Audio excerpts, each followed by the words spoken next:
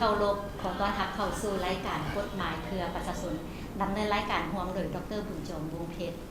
เพื่อเป็นการเสริมขยายสิทธิเป็นเจ้าของประชาชนลาวบรรพเผ่าในการเลือกตั้งสมาชิกสภาโดยได้รับเกียรติจากทานปริญญาเอกไสสมพลพรหมวิหารกรรมการกรมการเมืองศูนย์กลางค่ะประธานสภาแห่งชาติคณะกรรมการเลือกตั้งระดับชาติเข้าร่วมสนทนาเกี่ยวกับความหมายความสำคัญของการเลือกตั้งสมาชิกสภาแห่งชาติสุดที่10และสมาชิกสภาประชาชนขันเขตสุดที่5สบายดีท่านสบายดีสบายดีท่านประธานสบายขอบใจท่านประธานหลายๆที่ได้ให้เกียรติแก่ทีมงานรายการของเขารู้สึกเป็นเกียรติหลายที่ท่านประธานได้ให้โอกาสมาให้สัมภาษณ์ในวันนี้ก็คือทางบรรณาธิการได้ตั้งปัญหาแล้วว่าทำอิฐนี้อยากให้ท่านได้เล่าถึงความหมายความสำคัญการเลือกตั้งสมาชิกสภาแห่งชาติสุดที่10และสมาชิกสภาประชาชนแขวงสุดที่5ว่ามีความหมายความสำคัญคือแนวใดความหมายความสำคัญของการเลือกตั้งสมาชิกสภาแห่งชาติสุดที่10และสมาชิกสภาประชาชนแขวงสุดที่5นี่ก็มีความหมายสำคัญยิ่งเลยความหมายสำคัญอันที่1เหมือนว่าเป็นการจัดตั้งพันขยาย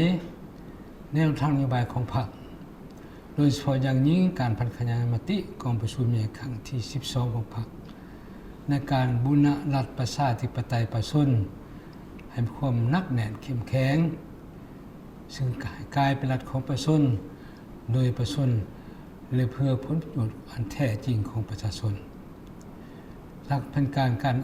เป็นการสร้างเงื่อนไขให้พนักงานทหาร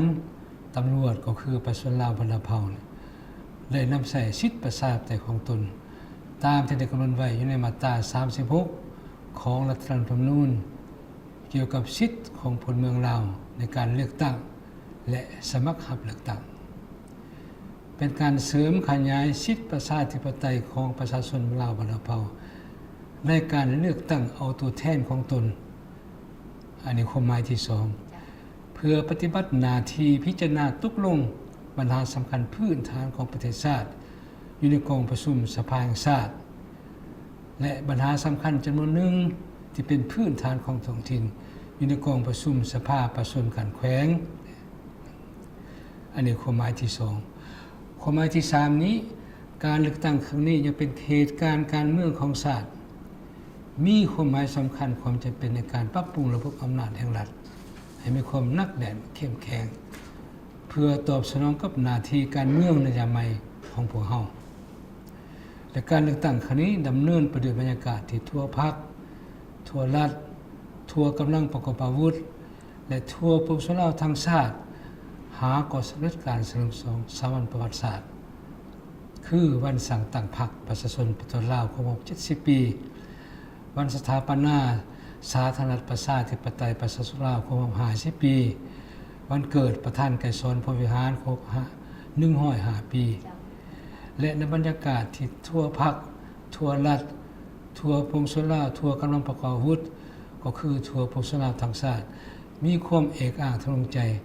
ต่อผลสำเร็จของการดำเนินกองประชุมใหญ่ผู้แทนทั่วประเทศครั้งที่12ของตนการจัดตั้งปฏิบัติแผนพัฒนาสังคมแห่งชาติ5 ปีครั้งที่9การวางเป้าหมายทิศทางหน้าที่ใน5 ปีต่อหน้าอันพิเศษแต่พ้องเอาโครงการการเมืองของพรรคฉบับที่3เสนอตีราคาการจัดตั้งปฏิบัติของประชุมใหญ่ครั้งที่11ของพรรคการปฏิบัติวางแนวทางนโยบายที่สำคัญหลายด้านในการนำพาประเทศชาติก้าวขึ้นอย่างหนักแน่นอันเป็นความหมายที่3มันในความหมายที่4นี้การเลือกตั้งสมาชิกสภาแห่งชาติสุดที่10และสมาชิกสภาประชาชนขันแขวงสุดท้ายครั้งนี้เป็นการเพิ่มที่การนำพาของพรรคต่อการเคลื่อนไหวงานขององค์การตัวแทนแห่งสิทธิอำนาจและผลประโยชน์ของประชาชนบรรพเผ่าโดยการเพิ่มพนักงานนำพาคุ้มครองขั้นสูงของพรรคให้รัฐรับสมัครเลือกตั้ง เป็นสมาชิกสภาแห่งชาติและทั้งเป็นสมาชิกสภาประชาชนแขวงรวมทั้งหมดเทื่อนี้ออกสมัครมีจำนวนทั้งหมดเพิ่มขึ้นมีจำนวนถึง30กว่าสหายในนั้นจำนวนสมัครรับเลือกตั้งเป็นสมาชิกสภาแห่งชาติสุดที่10จำนวน243ท่านเพื่อเลือกเอา175ท่านและมีผู้สมัครรับเลือกตั้งเป็นสมาชิกสภาประชาชนขันแขวงมีจำนวน 1,041 ท่านเลือกเอา745ท่านในนั้นอายุเกษียณผู้สมัครรับเลือกตั้งอายุ45ปีลงมานี่กวมอัตราส่วน 15-20% อายุ46ปีถึง55ปีกวมอัตราส่วน 35-45% อายุแต่56ถึง60ปีนี่กวมอัตราส่วน 25ถึง 30% อายุ60ปีขึ้นไปกวมอัตราส่วน 10-15% อัตราส่วนเพศหญิงที่ออกสมัครหลายกว่าทุกเทื่อกวม 35% อายุสูงสุดของผู้แทนออกของผู้รับสมัครเป็นผู้ของผู้ออกรับสมัครเลือกตั้งมัน69ปีอายุหนุ่มที่สุดนั่นน่ะแม่น36ปี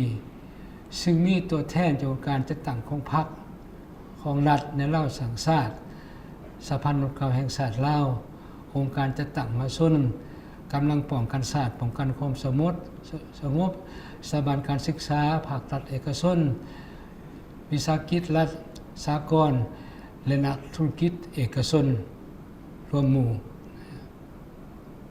นั่นก็คือความหมายความสำคัญของการเลือกตั้งสมาชิกสภาแห่งชาติสุดที่10และสมาชิกสภาประชาชนขันแขวงสุดที่5ต่อไปแม่นขอให้ทานเล่าถึงการจัดตั้งปฏิบัติเรื่องงานการสร้างและปรับปรุงกฎหมายว่ามีคือแนวแนวทางในตลอด5ปีของการเคลื่อนไหวของสภาแห่งชาติสุดที่เก่านี้กองประชุมสมัยสามัญและวิสามัญของสภาแห่งชาติสุดที่เก่าได้มีการพิจารณาเอาการสร้างปรับปรุงกฎหมายทั้งหมด87ฉบับในจำนวน96ฉบับที่ได้วางแผนการในตอนหน้านี้มาถึงปัจจุบันอาจจะเว้าได้ว่าเท่ากับ 90.6% ของเป็นการ5ปีผ่านมาเหตุระบบกฎหมายอยู่ในสปป.ลาวมาถึงปัจจุบันนี้ก็เป็นระบบครบสุดถึงเทื่อละก้าวซึ่งเมื่อปัจจุบันประเทศเฮามีกฎหมายประกาศใช้และพร้อมปฏิบัติในปัจจุบันนี้มีถึง176ฉบับซึ่งเป็นบนอิงอันสำคัญให้แก่การคุ้มครองรัฐคุ้มครองสังคมคุ้มครองสิทธิสังคมโดยกฎหมายนำมือเพิ่มขึ้น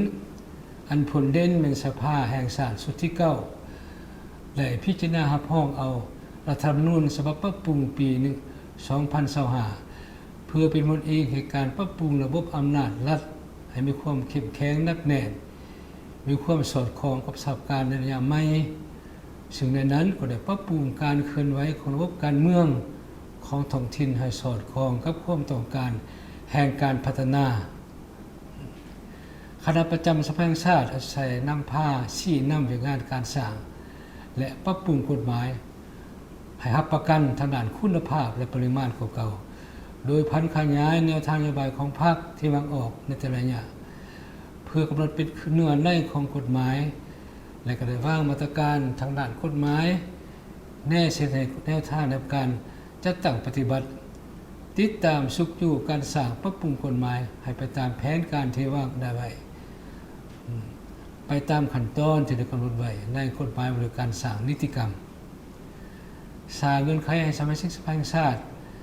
ในฐานะเป็นตัวแทนแห่งสิทธิและผลประโยชน์ของประชาชนลาวคนเผ่าได้เข้าร่วมควรการสร้างและปรับปรุงกฎหมายเพื่อนำความคิดความเห็นขอเสนอปัญหาต่างๆที่เป็นความมุ่งมั่นปรารถนาของประชาชนบรรดาเผ่ามากำหนดเข้าในเนื้อในของกฎหมายเหตุให้กฎหมายเหล่านั้นกลายเป็นเครื่องมือสำคัญของรัฐในการคุ้มครองเศรษฐกิจสังคมทั้งกลายเป็นกฎหมายของประชาชนโดยประชาชนและเพื่อผลประโยชน์สอบธรรมของประชาชนอย่างแท้จริงเอาใจแสนนอกจากนั้นแล้ว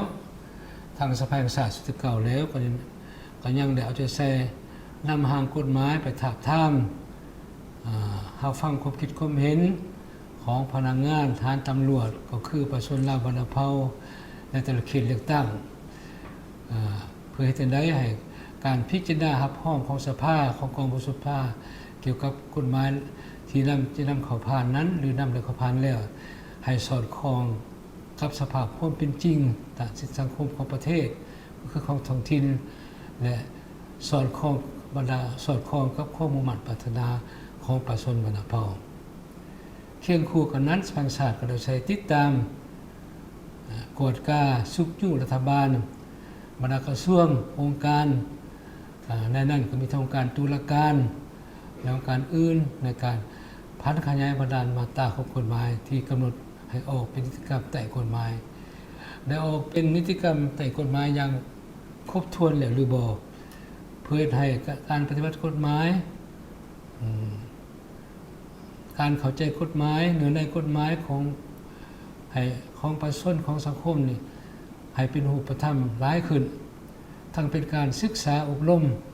สังคมในการเคารพและปฏิบัติกฎหมายเฮ็ดให้กฎหมายเหล่านั้นนับด้วยความศักดิ์สิทธิ์ขึ้นเถื่อละก้าวเจ้าถือว่าการสร้างและปรับปรุงกฎหมายในสุปีผ่านมาได้ครับผลสำเร็จใหญ่หลวง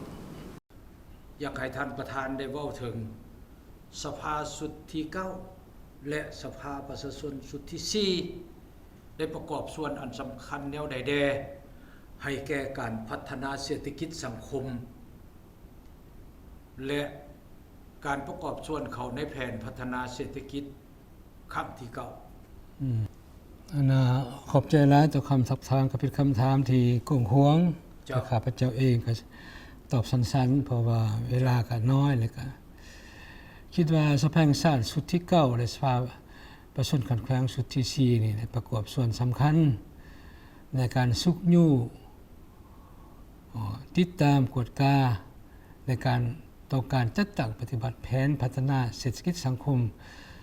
2021 หา 2026 หมายความแผนพัฒนาเทื่อที่9เจ้าอันนี้ได้ตั้งหน้าเฮ็ดอย่างจริงจังเลยเป็นต้นเป็นภายหลังเลือกตั้งแล้ววันที่10 กุมภาพันธ์นี้ซึ่ง2021ซึ่งเป็นระยะที่สภาพการของภาคพื้นของโลกนี่ก็มีความผันแปรอย่างซับซ้อนยุ่งยากเนี่ยเป็นต้นปัญหาที่การปะทะการทางการทหารอยู่บางจุดของโลกและปัญหาเรื่องสิ่งแวดล้อมปัญหาสังคมต่างๆของโลกก็มีความสับสนพร้อมกันนั้นอันใหญ่แท้ก็เป็นการระบาดของภัยโควิด -19 นี้ซึ่งได้ส่งผลกระทบต่อประเทศต่างๆในโลกรวมทั้งประเทศลาวพวกเฮาแต่โดยความใส่น้ำผ้าของศูนย์กลางภาคความเป็นเจ้าการและบุกบืนสู่ส้นของสภาแห่งชาติสภาประชาชนขันแขวงก็คือบรรดาคณะประจำสภาแห่งชาติบรรดากรรมาธิการต่างๆของสภาแห่งชาตินี้ได้สมทบอย่างกลมเกลียวกับรัฐบาลกับบรรดาองค์การจัดตั้งเส้นศาลอัยการประชาชนสูงสุดกับบรรดากระทรวงจำนวนหนึ่งในการสุกยู่ติดตามการพันขยายแนวทางนโยบายของพรรคเขาในการปฏิบัติระบบตามบทบาทของสภาแห่งชาติโดยผ่านการดำเนินของประชุมสมัยสามัญและสมัยวิสามัญของตนมาถึงปัจจุบันนี้มันพอกับสภาแห่งชาติสุดที่9ได้ประชุมทั้งหมด12 ครั้งมีจำนวนเนื้อในทั้งหมด196เนื้อในรับห้องออกเป็นมติของกองประชุมสภาได้จำนวน106ฉบับซึ่งส่องแสงให้เห็นถึงความมุ่งมั่นปรารถนาของประชาชนลาวบรรณเภาและเป็นบนเองทางด้านนิติกรรมสำคัญให้แก่รัฐบาลก็คือการจัดตั้งเกี่ยวข้องนำไปค้นคว้าจัดตั้งพันขยายสภาแห่งชาติสุดที่9ได้พิจารณาและรับรองเอาแผนพัฒนาสังคมแห่งชาติ5 ปีที่9แผนพัฒนาสังคมแผนงบประมาณแห่งรัฐแผนเงินตราประจำแต่ละปีพิเศษสภาแห่งชาติสุดที่9ได้ดำเนินการประชุมสมัยวิสามัญของตนเพื่อพิจารณาปัญหาสำคัญระดับชาติเช่นว่ารับรองเอาวาระแห่งชาติบริการแก้ไข ความทุกข์ยากทางด้านเศรษฐกิจการเงินหาพ่อแรงชาติบริการแก้ไขปัญหายาเสพติดตามนโยบายร่วมของพรรครวมทั้งพิจารณาหาพ่อเอาการปรับปรุงและกฎหมายจำนวนหนึ่งที่เกี่ยวข้องกับการปฏิบัติ2วาระแห่งชาติพิจารณาห้องเอาการปรับปรุงกงจักรการจัดตั้งของรัฐบาลตามทิศของศูนย์กลางพรรคในการปรับปรุงกงจักรการจัดตั้งของบรรดาองค์การรัฐให้กระทัดรัดมีประสิทธิผลสอดคล้องกับความต้องการของสภาพการใหม่สภาประชาชนขันแขวงทุกประเทศก็ได้จะตั้งหน้าปฏิบัติบทบาทของตนในการดำเนินกองประชุมสมัยสามัญตามกฎหมายกำหนดเพื่อพิจารณามองเอาแผนพัฒนาเศรษฐกิจสังคมแผนงบประมาณแห่งรัฐและปัญหาสำคัญพื้นฐานของท้องถิ่นตนดำเนินกองประชุมสมัยวิสามัญเพื่อพิจารณามองเอาปัญหาสำคัญและเหตุด่วนของท้องถิ่นในแต่ละระยะสภาประชาชนขันแขวงก็ได้เอาใจใส่เหตุบทบาทของตนในการพิจารณาเอาบรรดานิติกรรมสำคัญของท้องถิ่นทั้งนั้นควรเป็นบทอิงให้กับองค์การปกครองท้องถิ่นในการบริหารเวียกงานของท้องถิ่นตนทั้งเป็นการยกสูงบทบาทของสภาประชาชนขันแขวงทั้งเป็นการปรับปรุงการเคลื่อนไหวให้มีความเข้มแข็งขององค์การปกครองท้องถิ่นบรรดาสมาชิกสภาแห่งชาติชุดที่9ได้มีความห่าวหันในการติดตามกฎกาการจัดตั้งปฏิบัติรัฐธรรมนูญกฎหมายแผนพัฒนาสังคมแผนงบประมาณแห่งรัฐแผนเงินตราติดพันการปฏิบัติ2วาระแห่งชาติการจัดตั้งปฏิบัติโครงการทดลองขุดค้นแร่ธาตุการปฏิบัติโครงรางพื้นฐานเส้นทางคมนาคมขนส่งการสุขอยู่ส่งเสริมการผลิตกสิกรรมการสมใส่ภายในลดผ่อนการนำเข้าได้เอาใจใส่ในการติดตามสุขอยู่เวียงานพัฒนาชนบทแก้ไขความทุกข์ยากเวียงานสามสร้างอื่นๆโดยหลายรูปแบบทางการติดตามกฎกาโดยการจัดตั้งกองประชุมร่วมระหว่างคณะประจำสภาแห่งชาติกับคณะรัฐบาลและองค์การจัดตั้งที่เกี่ยวข้องยังมีการติดตามกฎกาอยู่ในกองประชุมสภาแห่งชาติซึ่งเป็นการติดตามกฎกาสูงสุดของสภาแห่งชาติโดยการซักถามการประกอบความคิดความเห็นทั้งได้มีการแต่งตั้งคณะเฉพาะกิจลงติดตามกฎกาตัวจริงอยู่บรรดาบางพื้นที่จำนวนหนึ่งในเมื่อมีความจำเป็นบนพื้นฐานคำเสนอของประชาชนโดยผ่านโทรศัพท์สายด่วนที่ส่งถึงกองประชุมสภาแห่งชาติกองประชุมสภาประชาชนขันแขวงแล้วสั่งร่วมให้บรรดาภาคส่วนเกี่ยวข้องเพื่อพิจารณาแก้ไขสภาประชาชนขันแขวงมีความเอาใจใส่ยกสูงบทบาท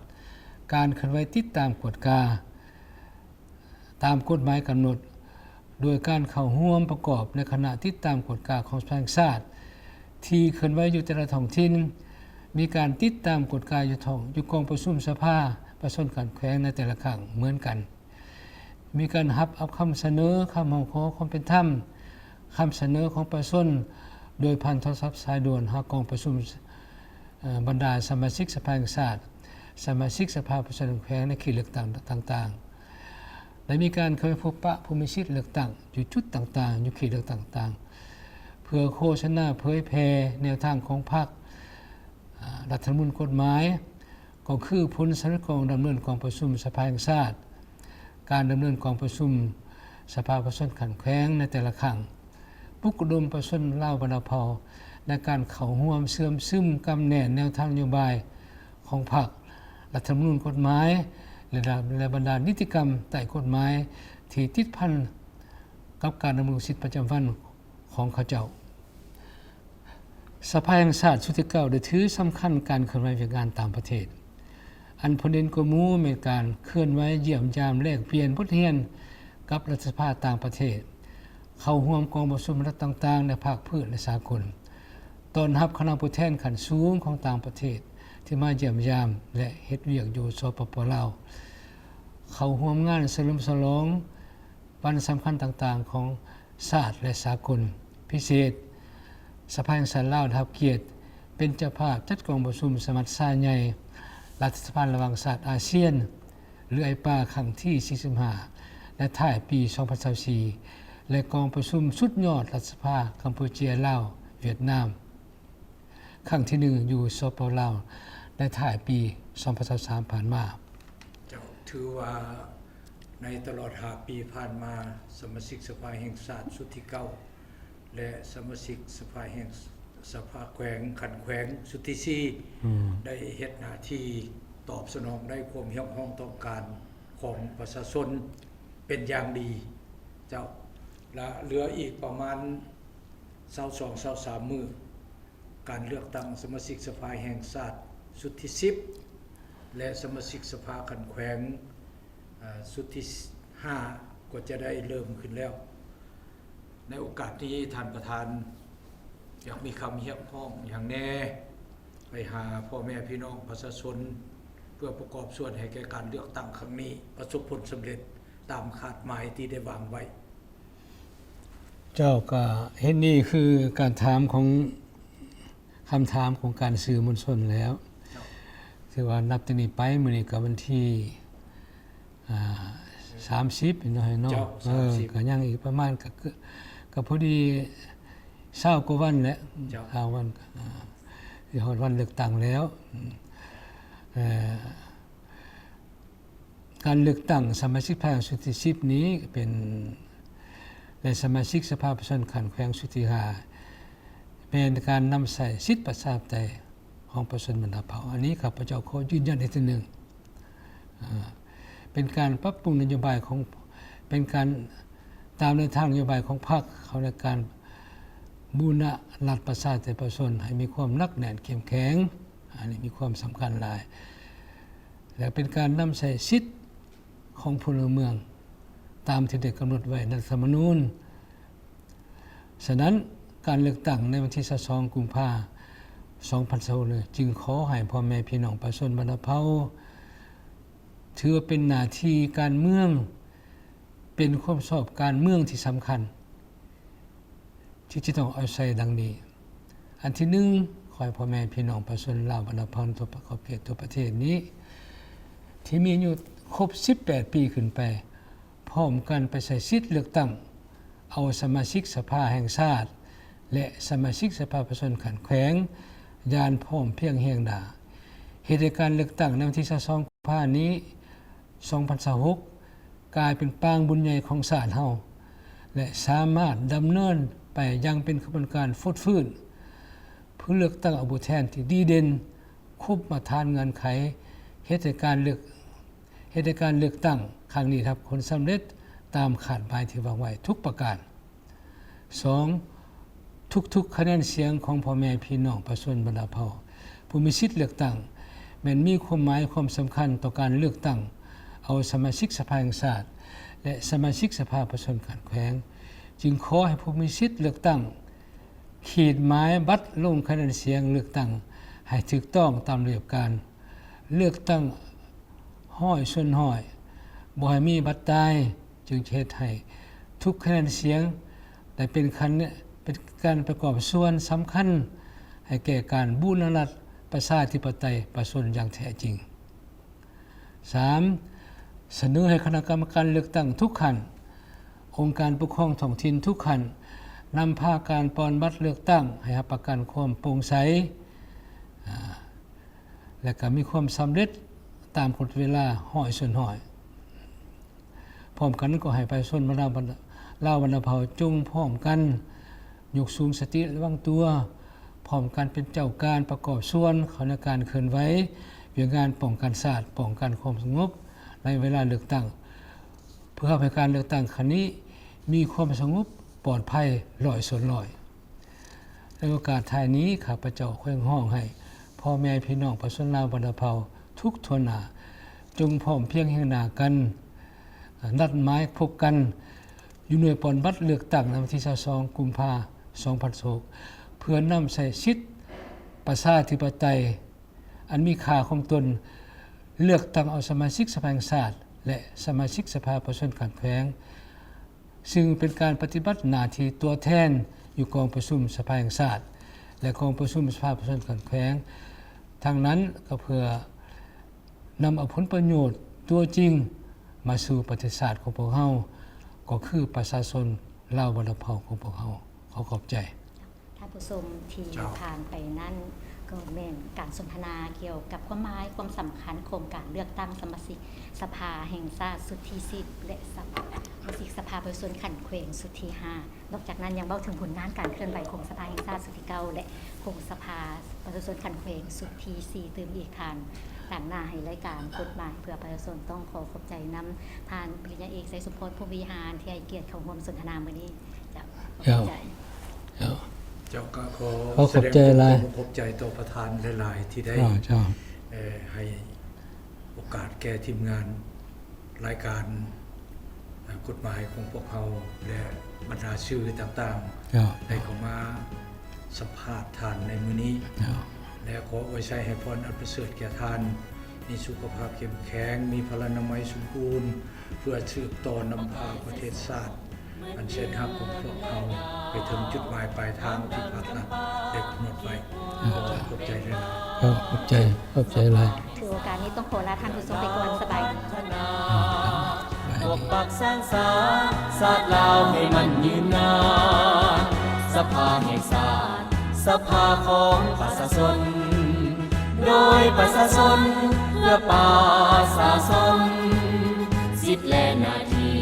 เกิดไว้ในใจของตนผู้แทนทุกคนประกันด้วยเกียรติศักดิ์ศรี